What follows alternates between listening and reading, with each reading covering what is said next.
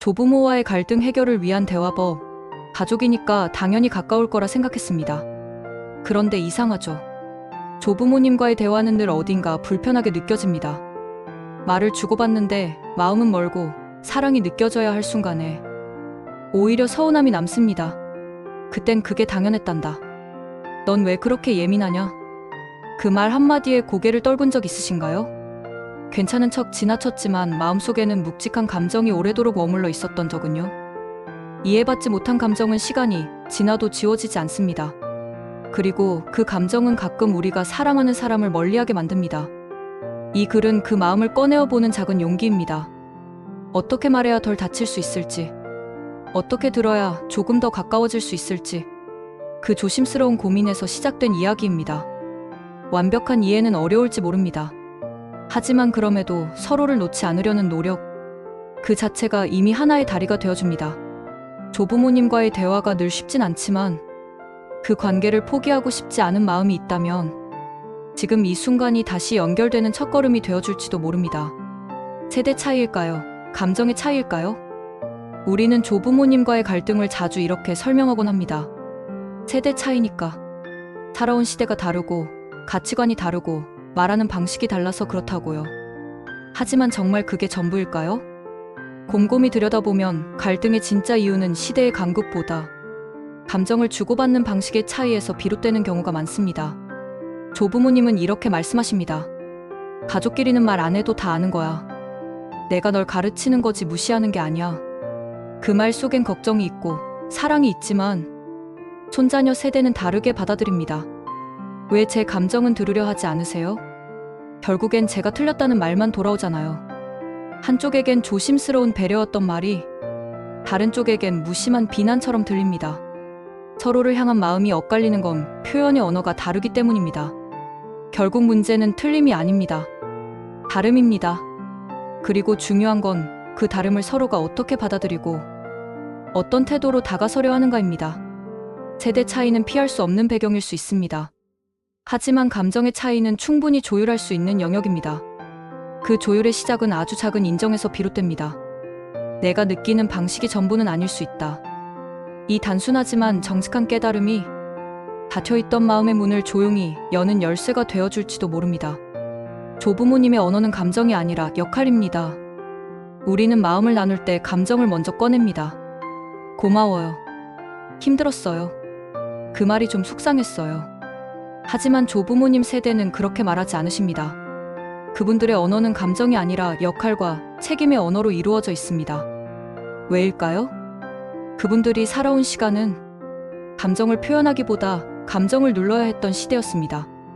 위로받기보단 버텨야 했고 말보다 행동이 삶을 증명하던 시간. 무너지면 안 되는 가장으로, 자식과 손주를 돌봐야 하는 어른으로 늘 무게를 짊어지고 살아오신 분들입니다. 그래서 사랑의 말조차 이렇게 바뀌어 전해집니다. 공부는 잘하냐? 나는 내가 잘 되길 바란다. 밥은 꼭 챙겨 먹어라. 너는 내게 소중한 존재다. 요즘 애들은 도통 모르겠다. 나는 내가 상처받지 않길 바란다. 말의 표면만 보면 차갑게 들릴 수 있습니다. 하지만 그 말 속에는 서툴지만 진심 어린 염려와 애정이 숨겨져 있습니다. 조부모님은 말로 감정을 설명하기보다 해야 하는 일을 통해 사랑을 전해오셨습니다. 말로 미안하다고 하지 않지만 당신 접시에 반찬을 더 얹어주는 손길로 마음을 보여주십니다. 괜찮다는 말 한마디에 천천히 내려놓은 걱정이 묻어 있습니다. 우리가 느끼는 아쉬움은 어쩌면 다른 언어를 쓰는 사람과 같은 문장을 나누려 했기 때문인지도 모릅니다. 이제는 그들의 말에서 의도를 읽는 연습이 필요합니다. 표현보다 마음을 상상하고 문장 너머의 맥락을 이해하려는 태도. 그때 비로소 우리는 깨닫게 됩니다. 그 어눌한 한마디, 그 무뚝뚝한 말투 안에도 사랑은 분명히 있었다는 것을. 실제 이야기 할머니의 말 한마디가 제 마음에 흉터처럼 남았어요. 중학생 때였어요. 시험을 망치고 방 안에 멍하니 앉아 있었죠. 마음은 복잡하고 혼자서도 괜찮다고 애써 버티고 있었는데 그때 할머니가 문을 열고 들어오시더니 그러셨어요. 넌 원래 그런 애야. 27세 직장인 여성 A씨는 그 순간을 이렇게 회상합니다. 그 말 한마디가 마치 인생 전체를 정리해버리는 도장처럼 들렸다고요. 실망도, 위로도, 격려도 아닌 그저 결론처럼 툭 던져진 말. 그날 이후로 저는 뭔가 잘 안 풀릴 때마다 스스로에게 속삭였어요. 그래, 난 원래 그런 애야. 할머니의 말이 제 내면의 목소리가 되어버린 거죠. 사람은 누군가에게 정이 되는 순간 상처를 받습니다. 그 사람이 누구보다 가까운 존재일수록 그 말은 더 깊게, 더 오래도록 남습니다. 하지만 그녀는 시간이 많이 흐른 후 다시 그 장면을 떠올리며 이렇게 말했습니다. 지금 생각해보면요. 할머니는 아마 제가 또 상처받을까봐 자신의 감정을 꾹 눌러버리신 것 같아요. 뭐라고 위로해야 할지 모르겠는데 그냥 애써 무심한 말로 감정을 숨기신 거죠. 상처가 기억되는 말 속에도 누군가의 서툰 사랑이 담겨 있었던 것일지도 모릅니다. 우리가 진짜 싸워야 했던 건 그 말이 아니라 그 말 뒤에 숨어있던 마음을 보지 못했던 오해였는지도요. 그녀는 끝내 이렇게 말합니다. 그 말이 아직도 가끔 아프긴 해요. 하지만 이제는 그 말이 사랑의 반대말이 아니었다는 걸 압니다. 단지 표현하는 방식이 달랐을 뿐이에요. 말은 상처가 되기도 하지만 그 상처를 다시 꺼내어 들여다보는 순간부터 그 말은 비로소 이해의 문장으로 바뀌기 시작합니다. 물론입니다. 아래는 말보다 더 깊이 전해지는 비언어적 연결 파트를 감정의 섬세함, 관계의 온기, 침묵 속 연결의 힘을 담아 최상의 품질로 다시 구성한 버전입니다. 말보다 더 깊이 전해지는 비언어적 연결. 무슨 말을 해야 할지 몰라서 그냥 조용히 있었어요. 대화를 시도했는데 오히려 더 멀어진 느낌이었어요. 조부모님과의 관계에서 많은 이들이 결국 말이 아닌 거리를 선택합니다. 상처받지 않기 위해, 실망하지 않기 위해. 하지만 그 거리는 어느새 단절이 되고 마음은 점점 서로 닿지 않는 곳으로 흘러가곤 하지요. 그러나 꼭 말로만 가까워져야 할 필요는 없습니다. 어떤 관계는 말보다 깊은 곳에서 연결되기도 하니까요. 그 연결은 종종 아주 작고 조용한 순간에 숨어 있습니다. 예를 들어 이런 장면을 떠올려 보세요. 아무 말 없이 나란히 앉아 TV를 보는 저녁, 조용히 김치를 함께 담그는 두 손의 리듬, 오래된 앨범을 넘기며 이건 누구지? 하고 묻는 순간, 함께 시장을 걷다가 할머니가 조용히 건네는 천천히 가라는 한마디. 이 모든 장면은 말보다 더 명확하게 말합니다. 나는 내 곁에 있어. 널 생각하고 있어.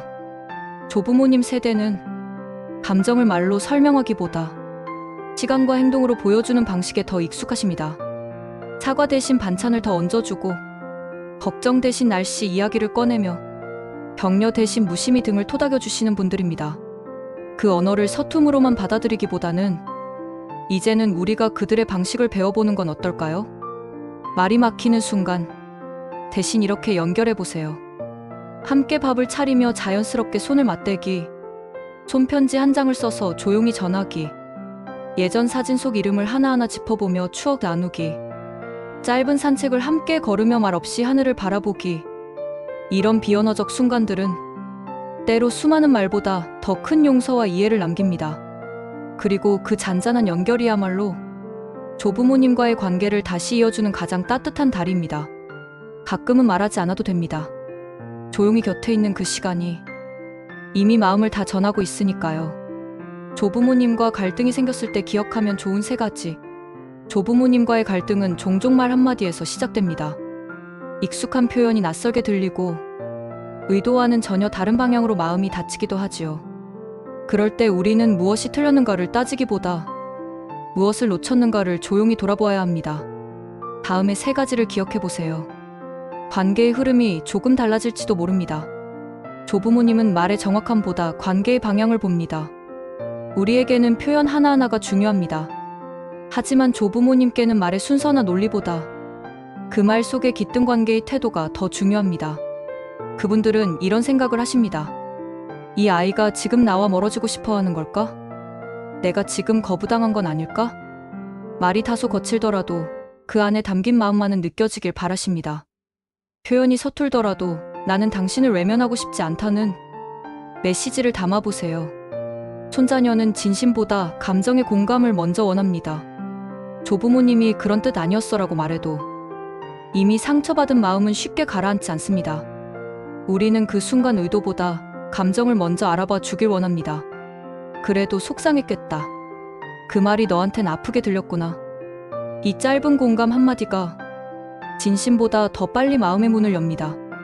감정을 먼저 꺼내세요. 대화는 그 다음에 열립니다. 대화는 논리의 게임이 아니라 감정의 온도를 맞추는 일입니다. 갈등이 깊어질수록 우리는 종종 이기고 싶은 마음에 끌립니다.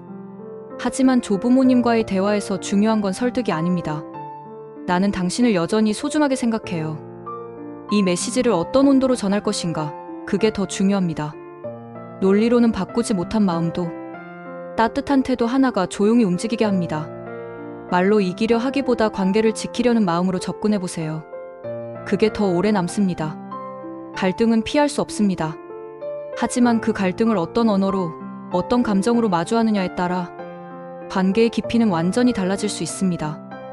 우리가 기억해야 할 건 서로를 논쟁의 반대편이 아닌 감정의 옆자리에 두고 같은 방향을 바라보려는 연습, 그것이야말로 진짜 대화의 시작이라는 사실입니다. 지금부터 실천할 수 있는 대화법 5가지. 조부모님과의 대화는 단순한 정보의 교환이 아닙니다. 그건 서로의 마음이 오갈 수 있는 길을 만드는 과정입니다. 완벽한 말을 하려 애쓰기보다 공감이 흐를 수 있는 방향으로 말의 태도와 구조를 바꿔보는 것. 그 변화가 관계의 회복을 만들어냅니다. 지금 이 순간부터 실천할 수 있는 작고도 강력한 대화법 5가지를 소개합니다. 왜요? 대신 그땐 어떤 마음이셨어요? 왜 그렇게 말씀하세요? 는 무의식적으로 상대를 방어하게 만듭니다.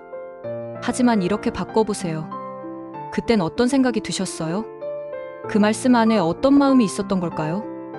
이 질문은 비난이 아니라 이해하려는 태도를 담고 있기에 상대의 마음을 조심스레 열게 합니다. 이해받고 싶다는 말보다 이해하고 싶다는 질문이 먼저일 때 대화는 열립니다. 비난보다 감정 중심의 나 표현으로 말하기. 할머니는 늘 저를 무시하세요. 이런 말은 상대를 방어적으로 만듭니다. 대신 감정을 중심에 둔 말로 바꿔보세요. 그 말씀을 들으면서 저는 조금 서운했어요. 그때 마음이 좀 복잡했어요. 주어를 상대가 아니라 나로 바꾸면 공격이 아니라 마음의 공유로 대화가 전환됩니다. 내 감정을 이야기하는 순간 상대는 방어보다 공감할 준비를 하게 됩니다. 과거를 반박하지 말고 함께 겉뜻 들어보기. 요즘은 안 그래요. 그건 너무 옛날 방식이에요. 이런 말은 조부모님 세대에겐 경험을 무시당하는 느낌으로 다가올 수 있습니다. 대신 이렇게 물어보세요. 그땐 진짜 그렇게 사셨어요? 할아버지 젊을 땐 어떤 꿈이 있으셨어요? 그 말 속에 담긴 시대의 맥락과 그분의 인생 이야기에 귀 기울이는 태도. 그것이 공감이라는 문을 여는 열쇠입니다. 옳고 그름보다 함께 그 시간을 걸어보겠다는 자세가 더 깊은 이해를 만듭니다. 말이 막히면 함께 있는 시간을 선택하기. 어떤 말도 떠오르지 않을 때가 있습니다. 그럴 땐 굳이 말하지 않아도 괜찮습니다. 오히려 침묵 속의 작은 동행이 더 깊은 연결을 만들어줍니다. 같이 앉아 과일을 깎는 시간. 예전 앨범을 넘기며 조용히 웃는 순간. 시장을 함께 걸으며 말없이 나누는 시선. 조부모님은 감정보다 곁에서 느끼는 진심에 더 익숙하신 분들입니다. 말이 부족해도 괜찮습니다. 함께 있는 시간이 말보다 진심을 더 잘 전할 수 있습니다. 작별 인사에 감정을 담아 건네기. 대화를 끝맺을 때 따뜻한 말 한마디를 담아보세요. 짧은 인사 한마디가 그분의 하루를 바꾸기도 합니다. 할머니 목소리 들으니까 기분이 참 좋아졌어요. 할아버지랑 이야기하고 나니까 마음이 편해졌어요. 마무리는 다음 대화의 시작입니다. 따뜻한 작별은 다음 만남의 온도를 정합니다. 관계는 거창한 순간이 아니라 작고 조용한 문장 하나로 다시 이어집니다. 조부모님은 완벽한 말을 원하지 않으십니다. 그분들이 진심으로 바라는 건 단 하나. 나는 당신을 존중하고 싶어요. 이 메시지가 느껴지는 태도와 말투입니다. 그 진심은 때로 논리보다 더 강하게, 더 깊게 관계를 회복시키는 가장 따뜻한 언어가 됩니다. 대화 전 스스로에게 던져보면 좋은 질문들. 조부모님과 대화를 시작하기 전에 우리가 먼저 해야 할 일은 무엇을 말할까를 고민하는 것이 아니라 내 마음이 지금 어디에 있는가를 들여다보는 일입니다. 감정이 흐트러진 상태에서는 상대의 말도 왜곡되어 들리고 내 말 역시 불필요하게 날카로워지기 쉽습니다. 다음의 질문들은 그 대화를 상처의 반복이 아니라 관계의 회복으로 이끌어주는 조용한 내면의 거울이 되어줄 것입니다. 지금 내 마음은 정확히 어떤 상태인가요? 화가 난 걸까요? 서운한 걸까요? 아니면 외로운 걸까요? 겉으로 드러난 감정과 내면의 감정은 종종 다릅니다. 감정에 이름을 붙이는 순간 그 감정에 휘둘리지 않게 됩니다. 내 안의 감정은 지금 어떤 색깔인가요? 그 감정은 오랜 시간 눌러두었던 건 아닌가요? 그 감정은 조부모님의 어떤 말에서 비롯되었나요? 지금 느끼는 이 감정은 어떤 단어에서 시작되었나요? 그 표정, 말투, 분위기, 혹시 과거의 상처와 연결되어 있는 건 아닐까요? 현재의 대화가 실은 오래된 감정의 그림자를 대신하고 있을 수 있습니다. 이 감정은 지금의 것인가요? 아니면 예전의 것인가요? 그때의 상처가 지금 이 순간을 왜곡하고 있진 않나요? 이번 대화에서 내가 진짜로 바라는 건 무엇인가요? 상대가 변하길 원하는 걸까요? 내 감정을 알아주길 바라는 걸까요? 아니면 단지 내가 누군가에게 중요한 존재로 느껴지고 싶은 걸까요? 바라는 것을 정확히 모르면 대화는 자꾸 엇갈리고 서로에게 실망만 남습니다. 나는 지금 어떤 반응을 기대하고 있나요? 그 기대는 현실적인가요? 아니면 마음의 결핍이 투영된 건가요? 나는 지금 이 대화를 통해 복수하려는가? 회복하려는가? 내 말 안에 나도 아팠어라는 외침이 들어있는가요? 아니면 우리 다시 잘 지내고 싶어요라는 속마음이 담겨 있나요? 말은 결국 마음이 향하는 방향을 따라 흐릅니다. 그 방향이 분명해야 상대도 그 메시지를 왜곡 없이 받아들일 수 있습니다.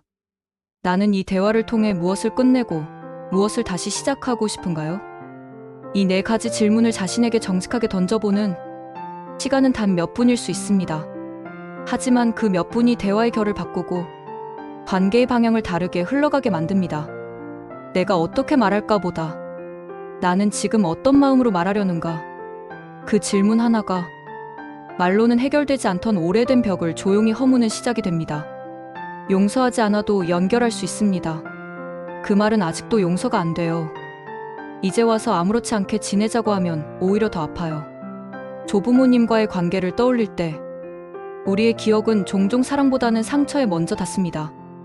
무심한 말 한마디, 이해받지 못했던 순간들, 그리고 감정의 깊이를 몰랐던 눈빛들. 그 기억들은 지금도 선명하고 때론 관계를 다시 시작할 용기마저 앗아가곤 합니다. 그래서 우리는 이렇게 생각하죠. 완전히 용서하지 않으면 가까워져선 안 되는 게 아닐까? 하지만 꼭 그렇지만은 않습니다. 가족과의 관계는 모든 걸 용서해야만 이어지는 것이 아닙니다. 때로는 완전한 화해가 아니라 존중 가능한 거리로도 관계는 회복될 수 있습니다. 누구나 각자의 속도로 감정을 정리합니다. 용서는 선택이지 의무가 아닙니다. 그리고 때로는 상처가 아물기 전까지는 감정을 보호할 적당한 거리가 필요합니다. 멀리하되 단절하지 않고 마음을 다 주지 못하더라도 짧은 안부 인사 하나만 주고받더라도 그건 외면이 아니라 노력입니다. 그 거리 안에서 우리는 이렇게 말할 수 있습니다. 나는 아직 완전히 괜찮지 않지만 그래도 당신과 완전히 끊고 싶진 않아요. 이 말은 표현되지 않은 수많은 감정들 속에서 관계를 지켜내려는 조용한 용기입니다. 어느 심리상담사는 이렇게 말했습니다. 용서는 순간이지만 연결은 연습입니다. 완벽한 이해보다 적당한 수용이 가족을 오래 지탱합니다. 조부모님과의 관계도 마찬가지입니다. 지금 당장 모든 걸 풀 수 없어도 괜찮습니다. 여전히 어색하고 여전히 마음 한쪽이 불편해도 나는 여전히 당신과 연결되고 싶어요. 이 마음만 있다면 관계는 다시 숨을 쉽니다. 가족이기에 반드시 다 이해하고 다 용서하고 다정하게 지내야만 하는 것은 아닙니다. 가족이기에 서로 다른 속도와 온도를 인정한 채 나란히 걷는 것, 그것만으로도 충분한 사랑의 형태가 될 수 있습니다. 저는 아직 상처가 있어요. 하지만 그럼에도 불구하고 할머니와 조금씩 다시 마주보고 싶어요. 이 고백은 말보다 깊게 전해집니다. 용서가 준비되지 않아도 괜찮습니다. 진심으로 연결을 포기하지 않으려는 그 마음, 이미 그 자체가 치유이고 사랑이고 회복의 시작입니다. 조부모님과의 대화는 이해가 아니라 연결입니다.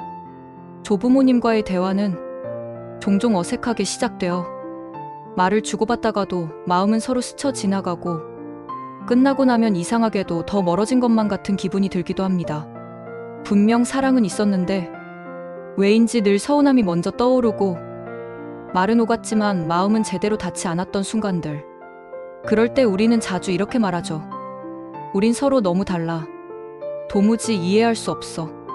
하지만 어쩌면 우리가 그분들과 나누고자 했던 건 완전한 이해가 아니라 단지 작은 연결 하나였는지도 모릅니다.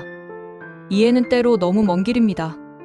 조부모님은 다른 시대를 살았고 사랑을 표현하는 방식도 상처를 감추는 태도도 우리와는 너무 달랐습니다.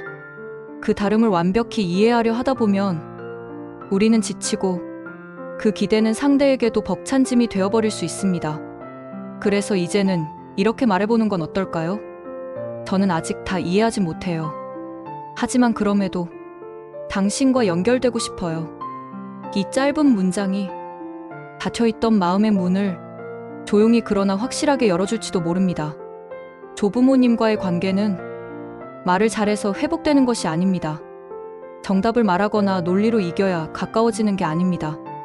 때로는 어색한 미소 하나, 식사 후 조용히 함께 앉아있는 10분, 돌아서는 뒷모습에 건네는 짧고도 진심 어린 인사 한마디, 그 모든 순간들이 나는 당신을 놓지 않으려 합니다. 라는 말 없는 고백이 되어 관계를 조금씩 다시 잇는 시작이 됩니다. 완벽한 화해가 아니어도 괜찮습니다.